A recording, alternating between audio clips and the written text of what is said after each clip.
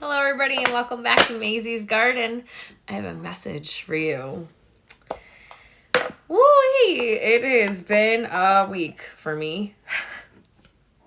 I'm telling you. I promise you. I honestly been going through it. In my own personal journey. Just rock'em sock'em freaking robots. Oh. Anyway. Let's get a message. I kind of want to be a little messy. So we're going to do like a hidden heart's desire. All right. Message. Spirit, I want a hidden heart's desire, please. So I want you to think of somebody. Could be somebody that you haven't talked to in a really long time. Somebody that comes across your mind every once in a while. Maybe it's the one that got away. Maybe it's the one that, you think of time to time, like, oh, I wonder what that person's got going on, just because we stopped talking and I don't know what happened. How do they feel? How do they really feel? Why do you feel like there's a lingering there, right? So a hidden heart desire from somebody, could be from your past, somebody that you just met, that is lingering in your mind. Okay? I'm going to be messy. I'm like never messy. Let's be a little messy. Lord knows this week has been messy for me. And I never want to be messy like that ever again. Like, that was just too much for me. Ooh, I'm telling you, one of these days I'm going to do a story time of my life with you guys. And just know that the lore, the shit that the stories that I can tell, I just know there's a lot of people from my past, short-term past, long-term past, that hate to see me coming with some stories. This shit is out of control. Out of control. And I'm not perfect, nor am I any kind of angel, so I'll tell you the truth. I don't always react great. I don't like feeling like I'm being played. So when that happens, let's just say that I'm nice and I'm kind until you wake up the other side of me. And then I'm not so nice and I'm not so kind. So. All right. Spirit. What is the person on the collective's mind? Hidden heart desire.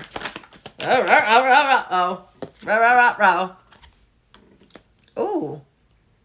Somebody's thinking about you. A lot. They're not only are they thinking about you, there's a lot of like lusting. There's something forbidden about the relationship. There's something forbidden about you, or you to them to you. There's something that is off limits. So there's a fantasy now, or they think about you, and it's often in a fantasy type of way, thinking about what life would look like with you in it, like you guys being together, you guys being intimate if you've never been intimate, you guys, just being together, because there's like a craving or a desire, there's a lusting.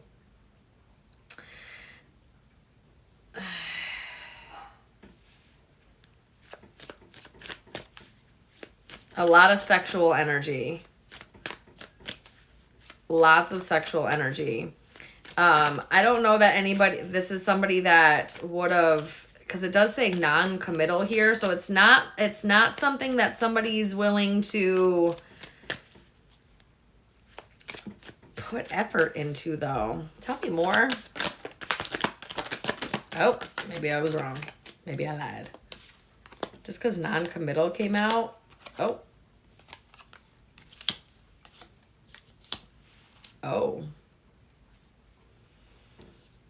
That's crazy.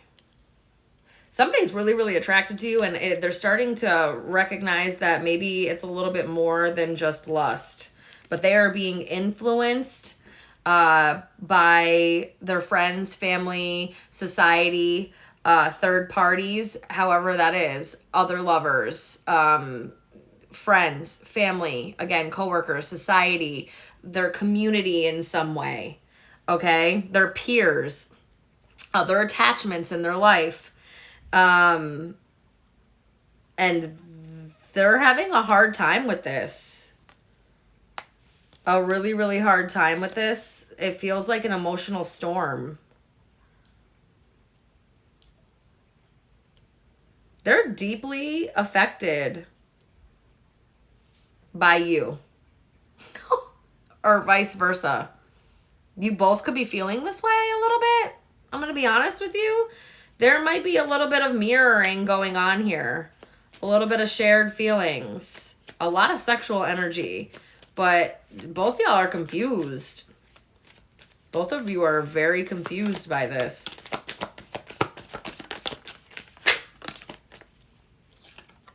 Oh, yeah. Somebody has a hard time with themselves. They're conflicted. They think that maybe somebody's insecure about themselves or doesn't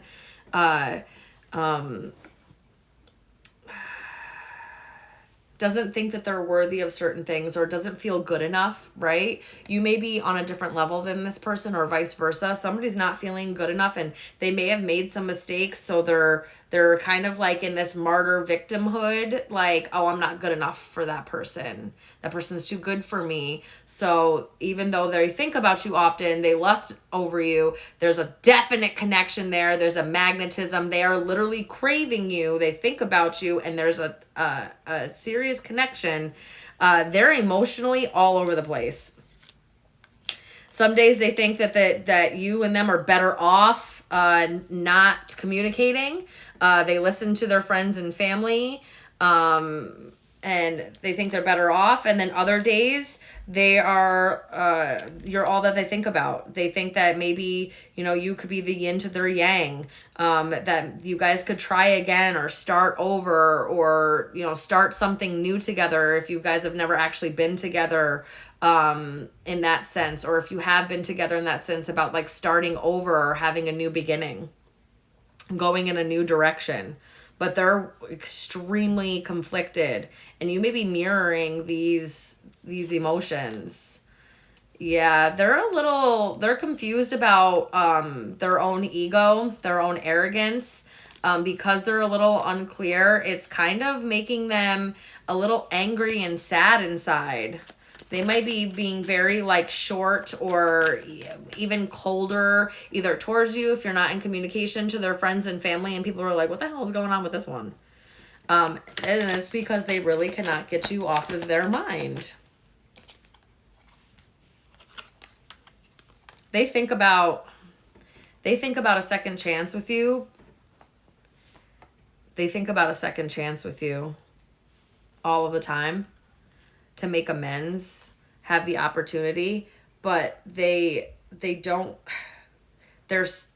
they have like an internal stuff going on, an internal battle of not feeling great about themselves, or, because they have insecurities and because of their ego and pride, that things are very shallow for them. It's easier to keep things on a surface level or to keep things very shallow. And so they do things out of boredom, or they do things out of feeling empty that just ends up creating more confusion. They do think about you, though, and they hope that maybe one day.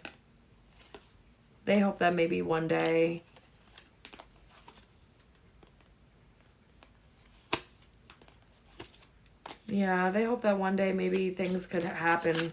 Tell me about this shallow, though. This hollow, empty boredom. Spying. Interesting. And then silence. Oh, yeah. This person watches you. You do not know this, though. There's a lot of stress in this person's life. They're going to be very silent about this. There is a little something shallow about them. Let's go into a part 2.